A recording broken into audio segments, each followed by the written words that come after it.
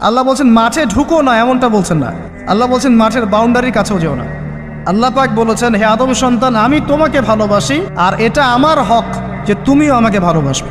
এই পৃথিবীতে আমাদের ভালোবাসার কেন্দ্র কে হবেন? সমস্ত কিছু ভালোবাসার ঊর্ধ্বে কার স্থান হবে?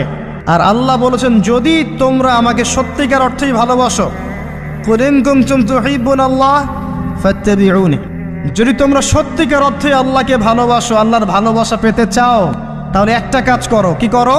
ফাত্তাবিউনি, কার অনুসরণ করো? মুহাম্মদুর রাসূলুল্লাহ সাল্লাল্লাহু আলাইহি ওয়াসাল্লাম। আপনি আর আমি আমাদের জীবনের প্রতিটা কাজ যদি মুহাম্মদ সাল্লাল্লাহু আলাইহি ওয়াসাল্লামের তরিকা মতো করি, আপনি প্রমাণ করে দিবেন, হে আল্লাহ, আমি তোমাকে ভালোবাসি, এবং আপনিও আল্লাহর ভালোবাসা পাবেন ইনশাআল্লাহ। শুধু তাই নয়, শুধু ভালোবাসাই নয়, ওয়া ইয়াগফির লাকুম যুনুবাকুম, তোমাদের সমস্ত পাপ মাফ করে দেব ইনশাআল্লাহ। আল্লাহু গফুর রহিম, আল্লাহ পাক হচ্ছেন পরম করুণাময়।